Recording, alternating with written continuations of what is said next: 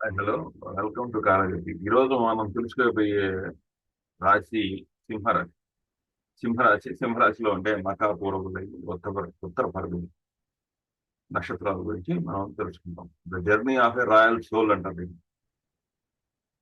So ఇక్కడ సింహము గర్జించడం ఎలాగా అనేది నేర్చుకుంటాం. సింహం, సింహరాశి. సో ఊహించుకోండి, వీర్ అనే ఒక పర్సన్ ఉన్నాడు. అతను కళ్ళు చాలా చురుగ్గా ఉన్నాయి, చాలా గర్వంగా ఉన్నాడు. చిన్నప్పటి నుంచి అతను తన హుందాతనాన్ని, తన రాయల్నెస్ ని, తన రిచ్నెస్ ని చూపిస్తూ ఉన్నాడు. అది ఆ, స్కూల్లో ఆడుకునే ఆటలు కావచ్చు, క్రికెట్ మ్యాచ్ కావచ్చు, ఫ్యాన్సీ డ్రెస్ కాంపిటీషన్స్ కావచ్చు. ఆయన ఎప్పుడు కూడా ఒక రాజులాగా బిహేవ్ చేశారు. ఆయన చుట్టూ ఉండే ప్రజలు, ఆ, వాళ్ళ ఫ్రెండ్ సర్కిల్, సోషల్ సర్కిల్స్ లో ఉండేవాళ్ళు, ఎందుకు ఇంత డ్రామా చేస్తున్నావు అని ప్రశ్నించారు. ఎందుకు నువ్వు ఎప్పుడు హంబుల్ గా ఉండలేవా? నేలకి చూస్తూ మాట్లాడలేవా? నువ్వు ఎలా బిహేవ్ చేస్తున్నావు అంటే ప్రపంచం ఏదో నీకు బాకీ పడ్డట్టు. సో అదేదో బాకీ పడి నువ్వు వసూలు చేసుకునేటట్టు అట్లా బిహేవ్ చేస్తున్నావు వీర్ అని చెప్పేసి ప్రశ్నించింది.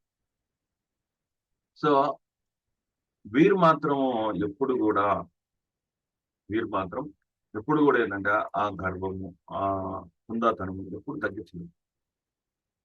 ఎందుకంటే దీన్ని అందరూ కూడా షో ఆఫ్ అనుకుంటారు. కానీ ఇది ఆయన ఆయన డెస్టినీ. ఎందుకంటే ఆ ఈ రాశిలో పుట్టిన వాళ్ళు, సింహరాశిలో చంద్రుడున్నా, లగ్నం ఉన్నా, సింహ లగ్నమైన చంద్రుడున్నా, రవి ఉన్నా, వాళ్ళు డీప్ గా, ఇంటర్నల్ గా మూడు నక్షత్రాలు గర్జిస్తూ ఉంటాయి వాళ్ళందరూ. మక, పూర్వ పలుగుని, ఉత్తర పలుగుని. మక అంటే ఏంది? ప్రైడ్, యాన్సిస్టర్స్, మన పూర్వీకులు, మనకు వచ్చిన రెస్పాన్సిబిలిటీ, ఇది మక. అలాగే పూర్వ పలుగుని విందులు, వినోదాలు, సరదాలు, సంతోషాలు, ఒక చరిష్మా. ఉత్తర పలుకుని అందరికి సర్వీస్ చేయడం, ఒక లీడర్ గా నిలబడడం, ఒక లెగసీని కంటిన్యూ చేయడం అనేది ఈ మూడు రకాలైన నుంచి ఇది ఒక రాయల్ డ్రామా సినిమాని మనకి చూపిస్తాయి. ఫస్ట్ మనం మకా గురించి తెలుసుకుందాం. మకా అంటే ఏంటంటే మహా గొప్పది, మహా గొప్పది అని అర్థం. సో ఈ మకా మీద ఎప్పుడు కూడా ఏంటంటే ఏదైనా ఆ, ఉమ్, గ్రహం గాని, లగ్నం గాని, చంద్రుడు గాని, సూర్యుడు గాని ఇక్కడ గాని పడితే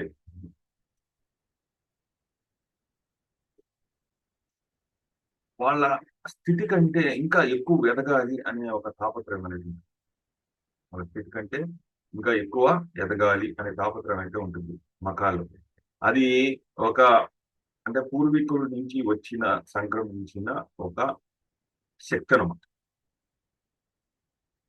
ఇది పూర్వీకుల నుంచి వచ్చిన, సంక్రమించిన ఒక శక్తి. సో ఇప్పుడు మనం వీరు గురించి తెలుసుకున్నాం. వీరు ఎప్పుడు కూడా ఏంటంటే అతను ఒక రాజులాగానే బిహేవ్ చేసేవాడు, రాజులాగే తయారయ్యేవాడు.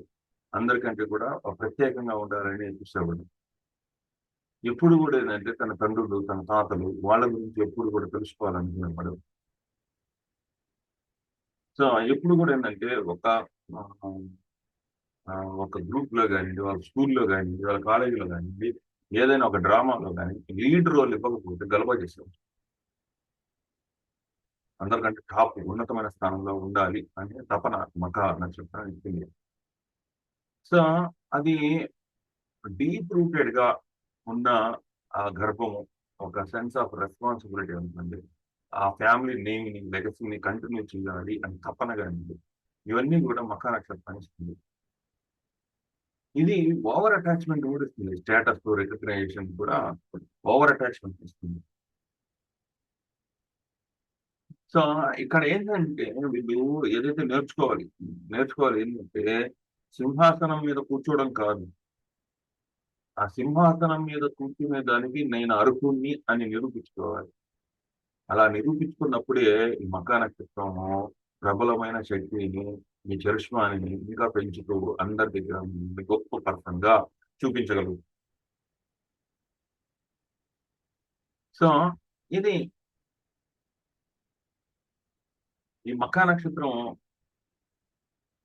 ఏ చిన్న ఇది వచ్చినా కూడా, అంటే చిన్న గెలుపు వచ్చినా కూడా పెద్దగా సెలబ్రేట్ చేస్తుంది. ఈ చిన్న విషయాలు కూడా సో పెద్దగా ఇది చేస్తుంది. చిన్న పెయింటింగ్ కాంపిటీషన్ లో గెలిచిన, అలానే సో పెద్ద విషయాల్లో గెలుపొందిన, సో అవన్నీ కూడా ఒకే రకంగా సెలబ్రేట్ చేయబడతాయి. సో ఇది ఏదో పెయింటింగ్ లో గెలిచామో లేకపోతే మెడల్స్ గెలిచామో అని కాదు. లెగసీని కంటిన్యూ చేశాము, నా ఫ్యామిలీ పరువు నిలబెట్టాను, నా పరువు నేను నిలబెట్టుకున్నాను అనే ఒక తాపత్రయం ఇన్సైడ్ గా అది ఎప్పుడు కదులుతుందని.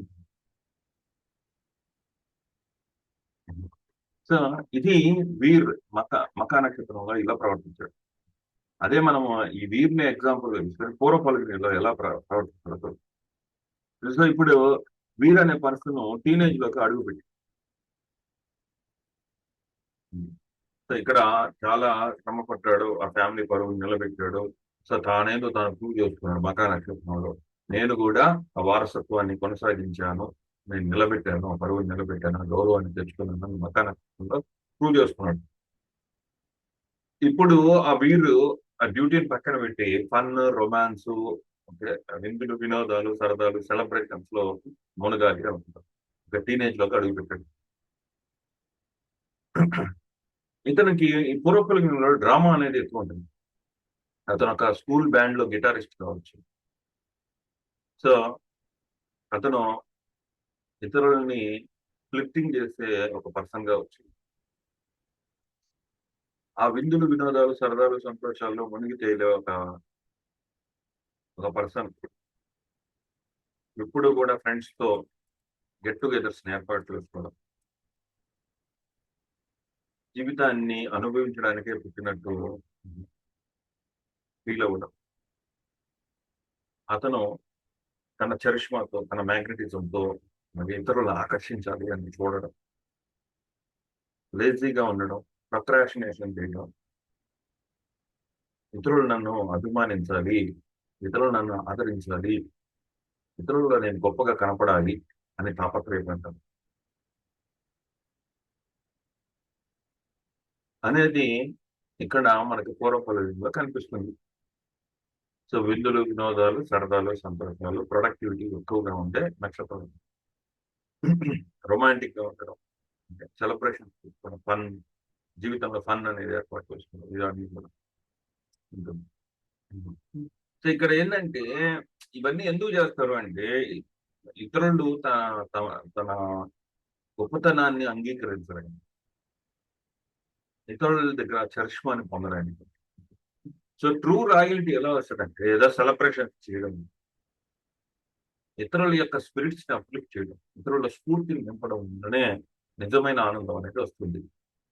సో ఆ డెఫినేషన్ తెలుసుకోకపోతే ఏంటంటే వీళ్ళు విందులు, వినోదాలు, సరదాలు, సంతోషాలు, రొమాన్స్, క్రియేటివిటీ, ప్రొడక్టివిటీ వీటిల్లోనే ఎక్కువ ఉంటుంది. వీళ్ళు బర్త్డే పార్టీలు ఆర్గనైజ్ చేస్తారు, గెట్ టుగెదర్ ఆర్గనైజ్ చేస్తారు, ఓకే, బెలూన్స్, కేక్స్, ఫన్, మందు, ఇవన్నీ కూడా విందు, ఇవన్నీ కూడా ఉంటాయి. సో వాళ్ళు చిన్న విషయాలు కూడా ఎక్కువ సెలబ్రేషన్ చేసుకుంటారు. వాళ్ళ ఇంట్లో కుక్క పుట్టినది కూడా జరిపే వాళ్ళు ఉంటారు. ఎందుకంటే వాళ్ళు స్పెషల్ గా కనిపించాలి. ఈవెన్ వాళ్ళ కుక్క కూడా స్పెషల్ గా కనిపించాలి. అలా ఉంటుంది అనమాట వాళ్ళ యాటిట్యూడ్. సో ఇక్కడ మనం ప్రత్యేకంగా కనపడటం కాదు, మనం ఇతరులని స్పిరిట్స్ ని మనము పైకి లేపి ఆ విషయాల్లో స్ఫూర్తిని నింపాలి. అలా నింపడం వల్లనే మనం నిజంగా మనము స్పెషల్ అని వాళ్ళు గుర్తిస్తున్నాం. నెక్స్ట్ వచ్చేసి ఉత్తర పలుగని మకాలో గౌరవం, మర్యాద కాపాడుతున్నారు. పూర్వ పలుగనిలోకి వచ్చేసి విందులు, వినోదాలు, సరదాల, సంతోషాలు పాల్గొన్నారు. ఉత్తర పలుగనిలోకి వచ్చేసరికి బరువు బాధ్యతలు తీసుకుంటారు.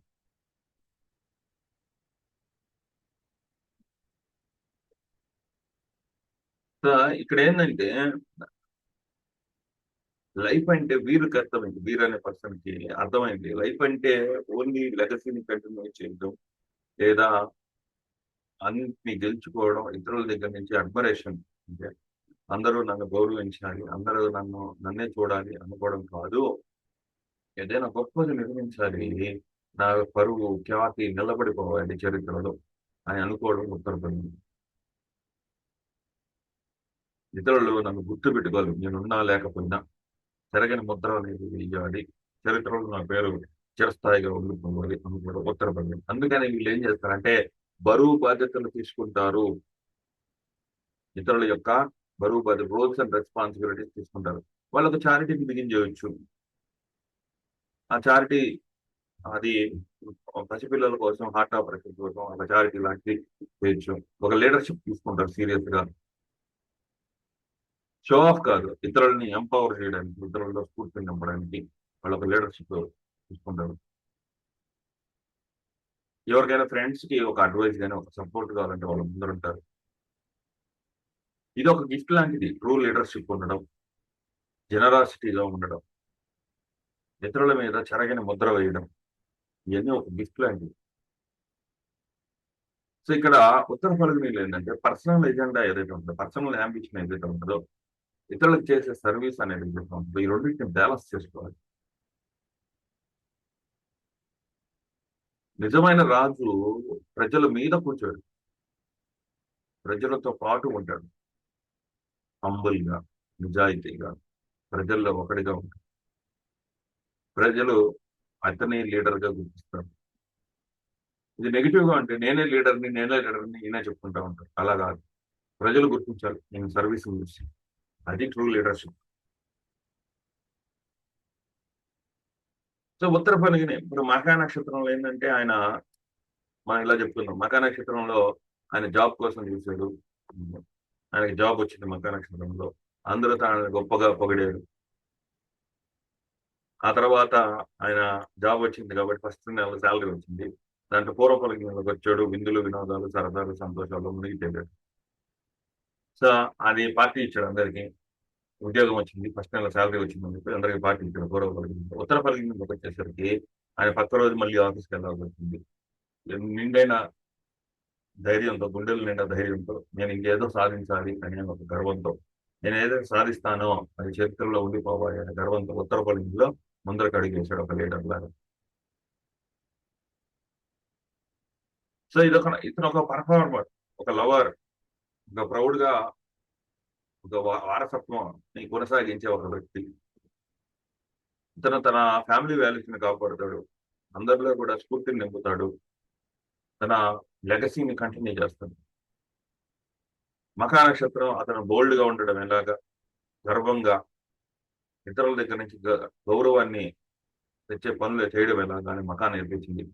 పూర్వ ఫల్గుని సెలబ్రేషన్ ఎలా చేసుకోవాలి, హ్యాపీనెస్ ని అందరికి ఎలా పంచాలి, సో అందరినీ కూడా గెట్ టుగెదర్ ఎలా చేయాలి అనేది పూర్వ ఫల్గుని నేర్పించింది. ఉత్తర ఫల్గునిలోకి వచ్చేసరికి సో ఇతరులకు సర్వీస్ చేస్తూ నా లీడర్షిప్ ని కొనసాగించాలి, నా రాయల్టీని కొనసాగించాలి, బరువు బాధ్యత తీసుకోవాలి, రూల్స్ అండ్ రెస్పాన్సిబిలిటీస్ తెలుసుకోవాలి అని ఉత్తర ఫల్గునిలో అని తెలుసుకున్నారు మీరు.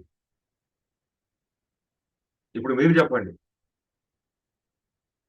సో ఈ లెగసీని మీరు కంటిన్యూ చేస్తున్నారా, విందులు వినోదాలు సరదాలు సంతోషాల్లో పాల్గొంటున్నారా, ఇతరుల మీద చెరగిన ముద్ర వేయడానికి ఏదో ఫ్యూచర్ లో నిర్మించబోతున్నారా అనేది కామెంట్ లో తెలియజేయండి. సో ఇదే సింహం యొక్క పవర్. 3 నక్షత్రాలు, 3 మెరుపులు లాంటి శక్తులు అనమాట. ఇవి గర్జిస్తాయి, ఇతరులని కమాండ్ చేస్తాయి, ఒక లీడర్ లాగా నిలబెడతాయి, ఇతరులలో స్ఫూర్తిని నింపుతాయి. సో ఇక్కడ మనం తెలుసుకోవాల్సింది ఏంటంటే నిజమైన రాజుగా ఉండడం ఎలాగా అనేది తెలుసుకోవాలా. అంటే మనం బాహుబలి సినిమా చూసాడు, దాంట్లో ప్రభాస్ గారు అందరికీ సర్వీస్ చేస్తూ, ప్రజలందరికీ కూడా కాపాడుతూ, వాళ్ళకి ఏం కష్టం వచ్చినా చూసుకుంటూ వాళ్ళతో మమేకంగా ఉంటాడు. రాణా గారు అలా కాకుండా ఆ పదవి కోసం, పదవి కాంక్షతో, సో ప్రజలు ఎట్టయినా ఉండి నాకు అనవసరం అని చెప్పేసి ఆ సింహాసనం ధ్యేయంగా బతుకుతూ ఉంటాడు. రాణా సింహాసనం మీద కూర్చోవచ్చు, కానీ ప్రజలు మాత్రం బాహుబలిని రాజుగా ఒప్పుకుంటారు. ఎవరు రాజు ఉన్నా లేకపోయినా బాహుబలిని రాజుగా అనుకొని వాళ్ళు ఆ ప్రభాస్ కి సపోర్ట్ చేస్తున్నారు. అంతే. నిజమైన రాజు ఎప్పుడు కూడా ఏంటంటే ప్రజలతో మమేకంగా ఉంటాడు, ఆ లెగసీని కంటిన్యూ చేస్తాడు. గౌరవ మర్యాదకు సంబంధించిన విషయాలు పట్టించుకుంటాడు. ప్రజలకు సేవ చేస్తూ సర్వీస్ చేస్తూ అతను ఒక రాజులాగా, ఒక లీడర్గా, అతనికి రాజ్యం ఉన్నా లేకపోయినా, సింహాసనం ఉన్నా లేకపోయినా జరగని ముద్ర వేస్తాడు. సో మీరు నేను మిమ్మల్ని అడుగుతున్నా, మీకు ఇక్కడ లగ్నం కానీ, చంద్రుడు కానీ, రవి కానీ మీరు బాహుబలిలో ప్రభాస్ లాగా ప్రవర్తిస్తున్నారా, రాణా లాగా ప్రవర్తిస్తున్నారా అనే ఛాయిస్ మీకు వదిలేస్తుంది. సో మీరు కానీ తప్పుదోవలో ఉంటే వెంటనే కరెక్ట్ చేసుకొని ఈ శక్తిని కరెక్ట్ గా వాడండి. అద్భుతాలు జరుగుతాయి. మీరు కూడా చెరగని ముద్ర వేస్తారు. ఈ సింహము ఖాళీగా కూర్చోదు, అడవిలో టీవీగా తిరుగుతుంది. అంటే అందరిలో స్ఫూర్తిని, ధైర్యాన్ని నింపుతుంది. ఒక నాయకుడిలాగా బిహేవ్ చేస్తుంది. ఆ రాత్రికాన్ని లెగసీని కంటిన్యూ చేస్తుంది, గర్జిస్తుంది. ఇది సింహం యొక్క స్టోరీ. సో ఇది నాకు తెలిసినంత వరకు సింహం గురించి. ఇది మీకు నచ్చినట్టయితే లైక్ చేయండి, షేర్ చేయండి, కామెంట్ చేయండి, సబ్స్క్రైబ్ చేయండి. నా ఛానల్ సబ్స్క్రైబ్ చేసుకోవచ్చు. ఇంకా మరిన్ని కొత్త వీడియోస్తో మళ్ళీ మీ ముందరకు వస్తాను. అప్పటిదాకా సెలవు. Thank you.